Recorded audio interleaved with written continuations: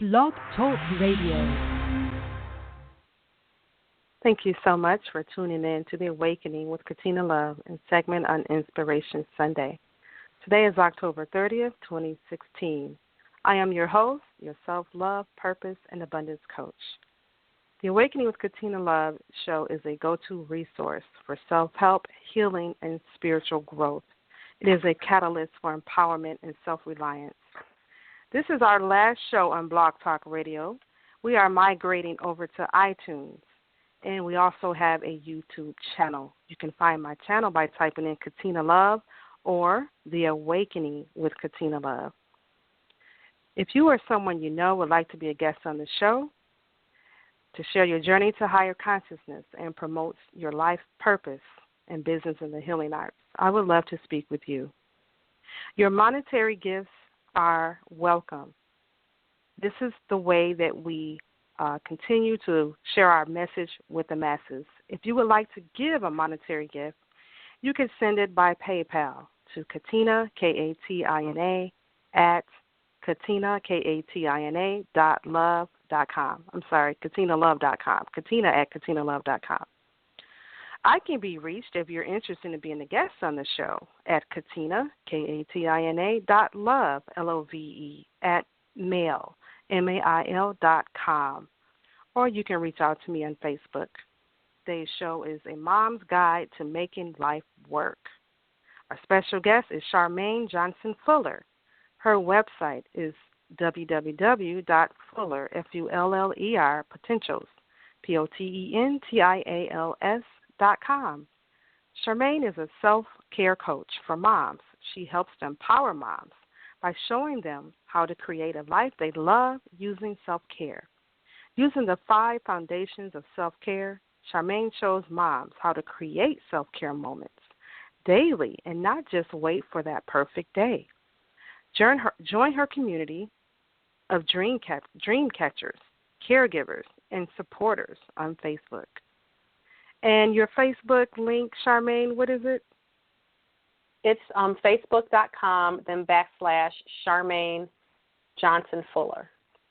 And that will Awesome. take you right to my page. But the community, you can go to supermomsupport.me, and that will take you right to to the Supermom community, where there's a lot of other moms there on your journey. Awesome. Cool. Well, thank you so much for being a guest today. Thank you for having me. Today is a good day. It's a great day. Anytime, like my grandma used to say, anytime you're on this side of the dirt and you can still live your purpose, it's a wonderful day. Absolutely, absolutely. So you're going to be sharing today some tips that mom can use to create more time for themselves in their ideal lifestyle. So what are some tips? What are some things that women can do to create that space for themselves? Well, one of the first things is one that as women we often overlook, and it's starting with how do you want to feel. And I know that kind of seems like counterintuitive, because you start to look at, oh my God, can I have a spa day, or how can I get out of the house? And we do these things as Band-Aids, not really looking at how do we want to feel. Definitely in our 6 major life areas like health and wellness, love relationships, family and friend relationships, your spiritual relationship, career and business, and finances. When you know how you want to feel, you can then begin building a life around a feeling.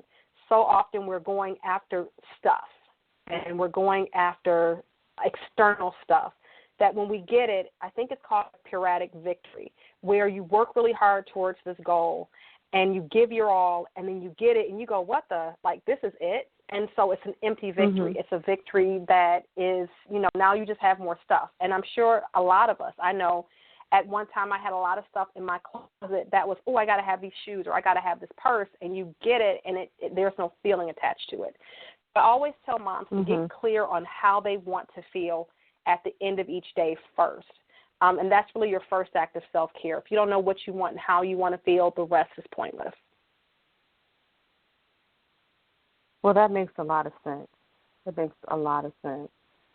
Because so many times women are looking for things outside of themselves to fill that gap, to fill that void, to fill that exactly. space of unhappiness. So that makes a lot of sense. It's all we're saying. Okay, so what are some what's a good way to write a to-do list that's realistic? So again, you're going to start. I always start with, you got to start with how you want to feel, and you start to create your day based off how you want to feel, and just not based off of what you got to do. I get it. Not everybody is going to be able to have a touchy. Even me. You can't have a touchy-feely day all the time, even though sometimes we love it. But if we had touchy-feely days, there would be no new lessons to learn. So, again, starting off with those foundational feelings, and then I always have moms write out 3 things that they're grateful for, because that often puts even some of the dragons you have to slay, it often puts them into perspective, versus you having a negative feeling around them. You start off feeling like, okay, I've already got some stuff I'm good on, let's go from there. Once they write out what they're grateful for, I have them write out 3 things that must get done today. Now, these 3 things have nothing to do with your goals. This might be, again, if you're a mom, or even if you're just running a household, it could be you got to go grocery shopping, or you have to take somebody to the doctor today, or, you have to call a plumber. But 3 things that definitely have to get done, these are your dragons, that have to get done by the end of the day. Once you do that, you should already have some goals in place for your life. If you don't, please, I implore you to get the book Abundance Now by Lisa Nichols and get really clear on what you want your life to look like and what type of goals that you want to have. Once you have, how you want to feel, what you're grateful for, and 3 things that just 3 dragons that you have to slay for the day, you're going to take your top 3 projects, whether it's a business project but these are things for you, not necessarily things for your family. These are things for you that you want to complete and do in your life. And you're going to do 2 things each day off of your goal list that are going to take you closer to those goals. And you're also going to put down on your to-do list who you might need to hear from or reach out to, and kind of plug that into your calendar. And I know it might sound like a lot it might sound like it's a lot, but once you start writing things down and you start looking at your day begins to hold more purpose, where it's not just a list of stuff that's either what I call OPP, which is other people's priorities, or, just filler. You're like, oh, yeah, I got to do this. Oh, yeah, I got to do that. But starting somewhere, starting off with, what needs to be done, what are 3 things that need to be done in my home, and what are 3 things that I can do to get me closer to my goals.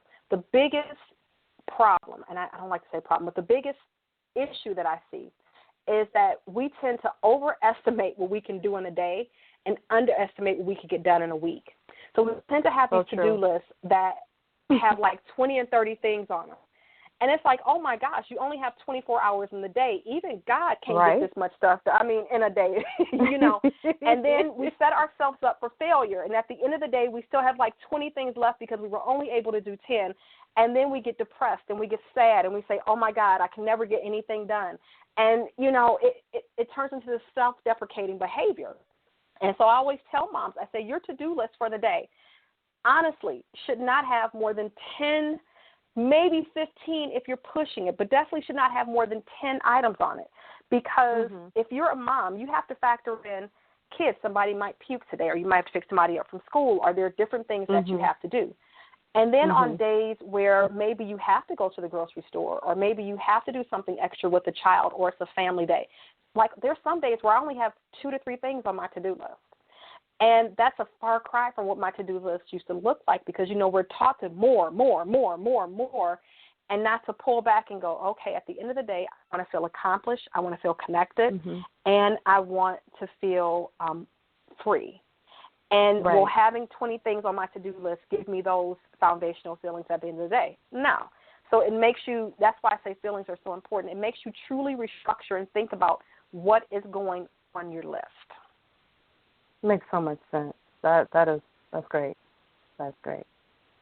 So let's talk about boundaries. What are the benefits of having boundaries? One, you won't have to repeat yourself as much. A lot of times we repeat ourselves to people because we either repeat ourselves, or another benefit is you'll be pissed off less often. because if people know how far they can go with you if you stick to that, and, you know, then there tends to be a lot less frustration. The communication tends to be better. So there's just so many positives to boundaries. Now, what I've discovered is as women, we have no problem setting boundaries with people. We're really good at telling people what we don't want. Our issue comes in applying it. Go, oh, my gosh, she's having a bad day. I'm not going to tell her to stop calling me after 10 o'clock. You know, that's my girl. She having some issues. And so we let people continuously bust these boundaries. And then what happens is that we start to become stressed out and overwhelmed because the boundaries haven't been followed. And then that's when we blow up at people, and that's when the Incredible Hulk woman comes out, and you're cussing everybody out, and you're pissed off. Like, that's when that comes out. The best way to make sure that your boundaries, that you're setting them and they're being applied and followed, is you have to be clear. A lot of the times we are not clear with people because we're trying to be nice. Stop being nice. Right. Start being clear with people as to what you need them or not need them to do. Stop assuming that people close to you know what you want and can read your mind, and break it down for them like as if you had just met. That's where a lot of frustration comes from also. My husband, we've been married for like 16 years, and I used to do that with him too, where it's like, okay, well, he should know that I want the baskets brought up by the end of the day. No, he doesn't. You know, he doesn't right. know. And then I would get mad because the baskets would sit in the basement for like the rest of the week. And it's like, oh, my God, didn't you know? He's like, no, we didn't discuss this. And it's not because he's stupid. A lot of the times they go, oh, my God, if somebody was smart. No, it's not. People have their own stuff going on. So you have to be clear with those boundaries, crystal, crystal clear. The second is be consistent.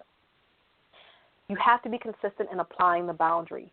When it has been stepped over, you have to go, no, this is not how I want it. And you have to pivot and let the individual know what's going on. You know, especially with kids, what I find with my kids is like when you're on the phone and a kid comes and they say, can they ask you to do something that they know you told them not to do? And as a mom, you have to be on it and you have to go, no. Because my kids used to do that because, they know if they fall out and I'm on the phone and I'm handling some business that, I let them fall out. And after a while they said, okay, and they got over it. So you have to be consistent, because what happens when you're not, you have to start back over from square one and then get clear about the boundary. And you keep starting over and over, and it diminishes for you your self-worth because, again, you have to keep repeating yourself. And for the other person, it diminishes your credibility because it's like, oh, Mama just said that, or, Charmaine just said that. She going to let you do what you want to do anyway. So you have to stay consistent. And the third piece that we never think about is being compassionate.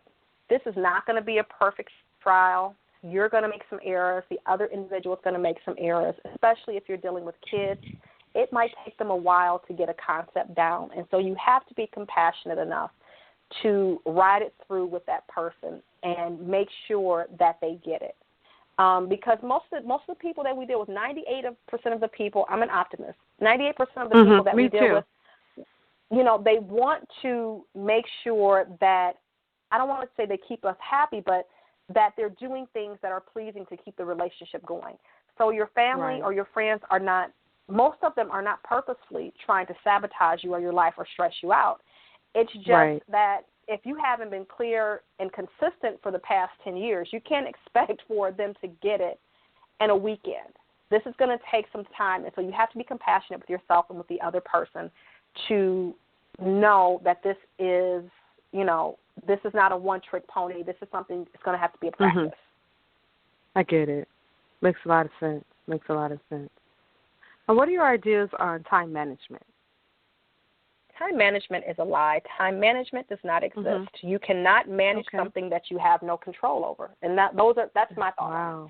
Wow. You can't control time, so you can't manage it, but you can manage. I call it time mastery. You can manage your emotions. You can manage your how you plan your day. You can manage the boundaries that you set around that, and you can manage the distractions you have in your life. When you master all of those, then time, just how your time is handled, comes easy. A lot of times time is the external piece, right? Right now, what is it, about 2:15 Eastern Standard Time? It's going to be 2:15 Eastern Standard Time tomorrow. There's nothing we can do about that. But if I want to maximize that, I want to keep my emotions in check. and master, how I'm feeling and, how I'm responding to events and mastering that, because how often have you wasted a whole bunch of time because you've been pissed off about something small, and by the time you come down off of it, it's like, 3 hours later and you're like, man, I had something else to do. And so mastering those emotions are going to be huge, because in everybody's day there's going to be some what I call oh shit moments where you have no control over this, and you have to know how to master what's going on with you to dig down. The second piece is planning mastery, going back up to creating that plan.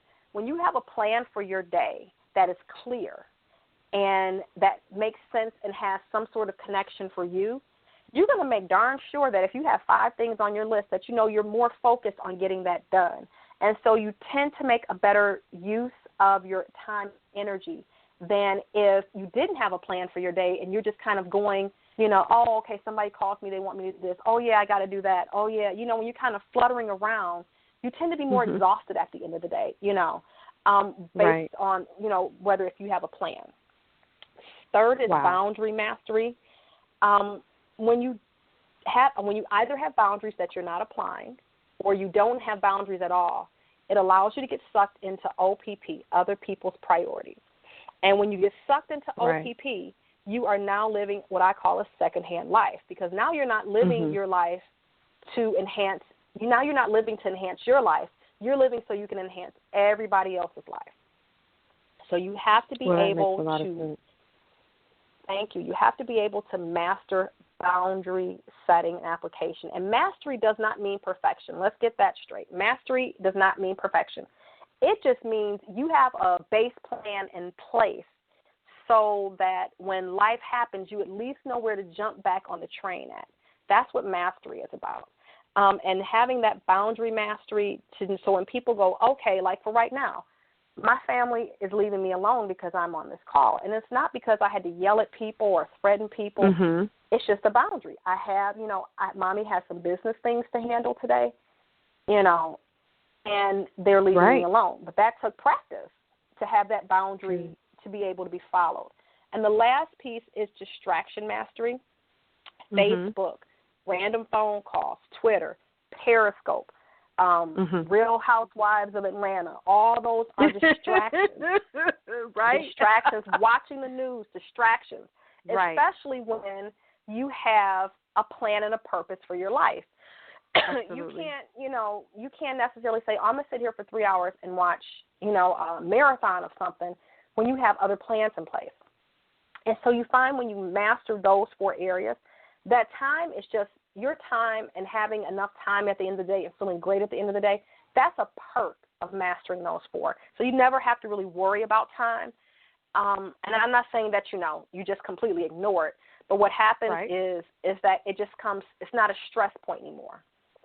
If you're going to have enough time to do this or enough time to do that, it's not a stress point. Now it's just like, okay, yeah, I got this, or no, I can't. Knowing how to say no to is another boundary. No, no, no, no, no, no.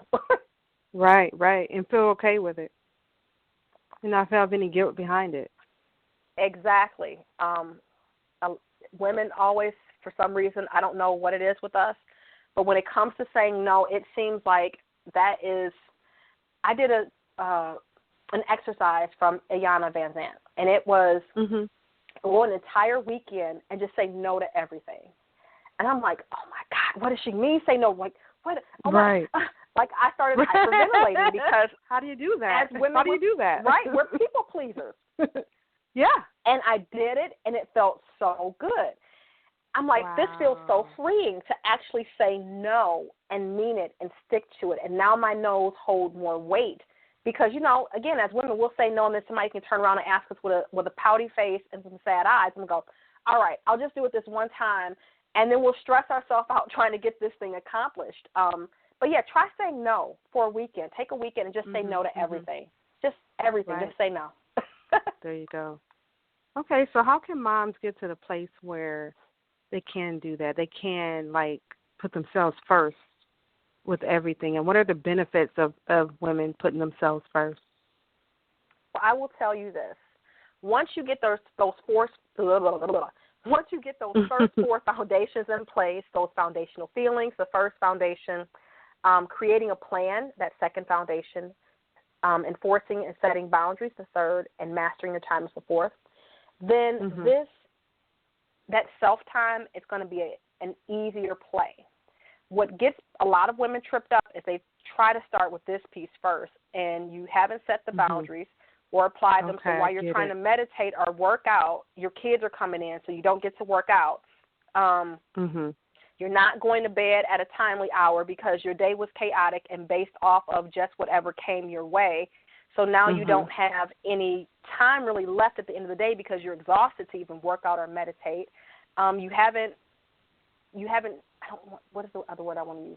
You haven't taught or you haven't guided your children to not bother you or not, start coming at you first thing in the morning. So you don't have a thriving gratitude practice or anything like that. So I believe once you get those first four pieces in place, then having a morning ritual, which I think is paramount to any man, woman, child, whatever, sanity and growth.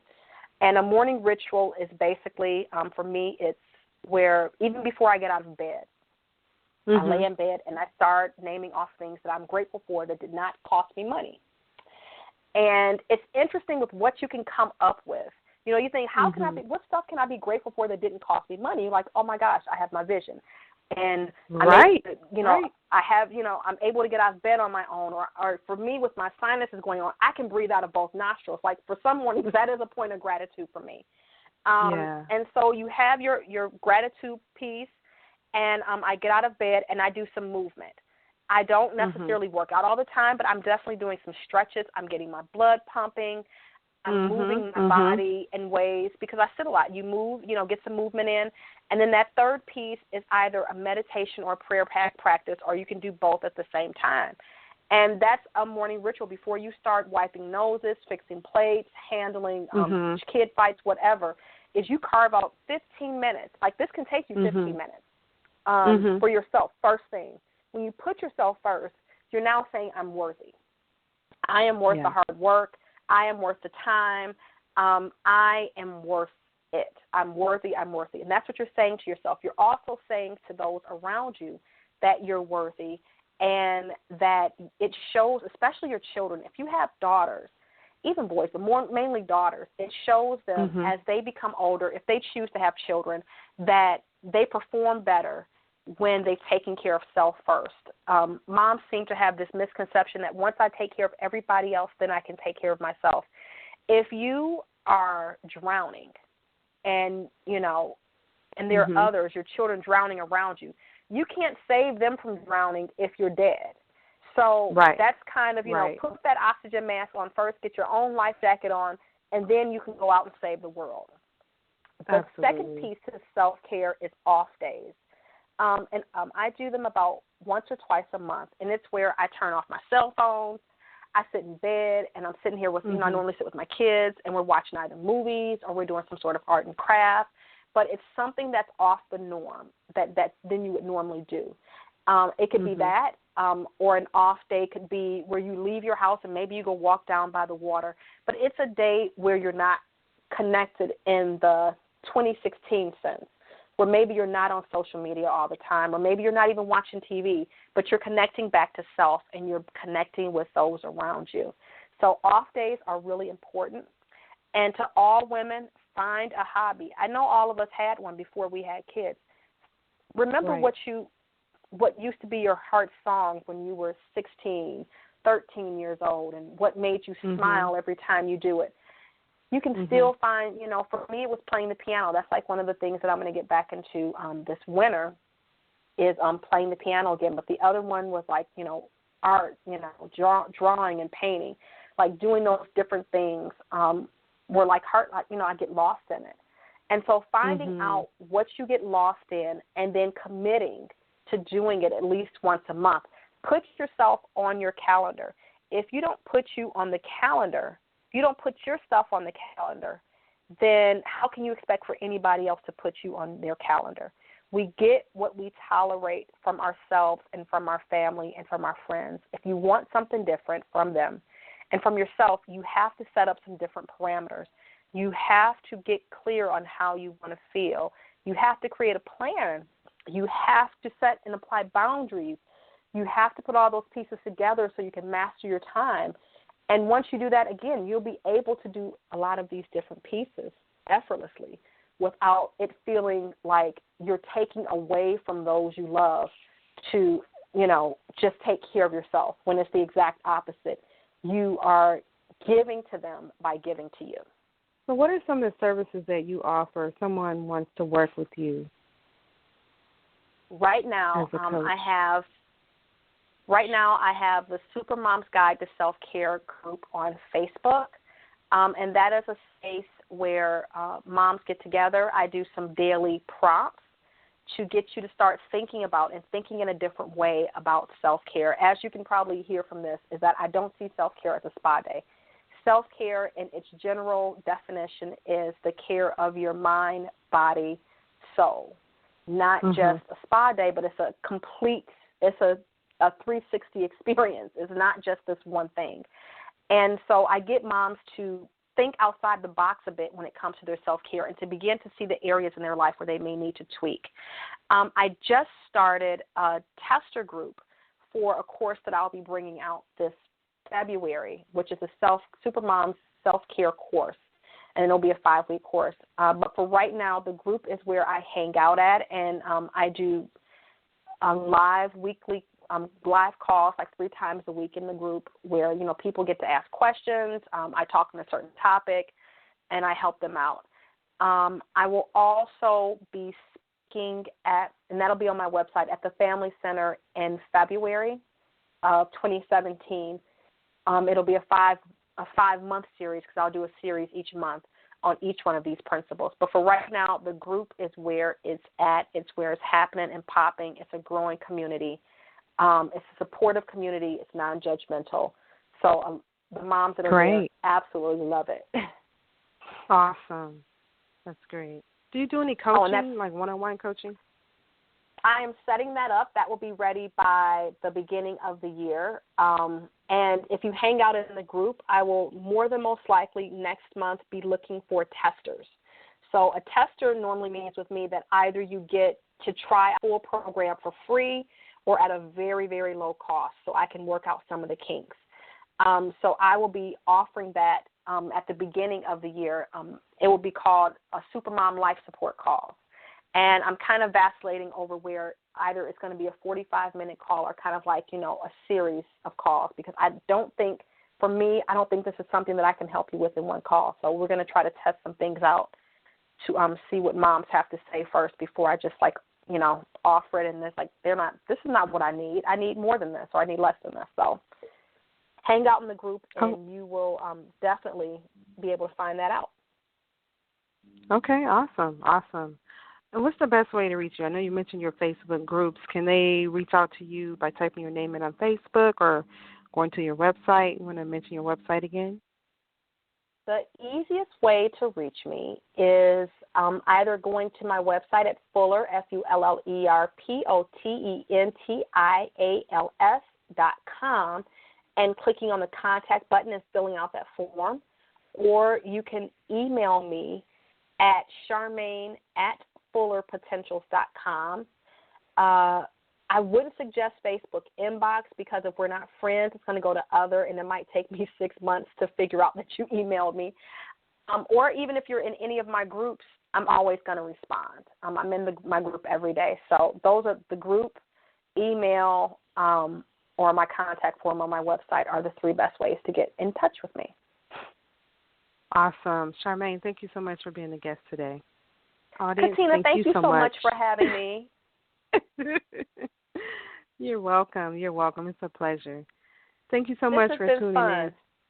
Yeah, it has been fun. Thanks for tuning in to The Awakening with Katina Love. Please follow us on Facebook at the Katina Love page, or actually it's The Awakening with Katina Love page. We created a YouTube channel. We're going to be uploading our future and past podcasts there. And we're also on iTunes. Follow us on iTunes. Thank you for tuning in. Namaste. Namaste. Have a great week.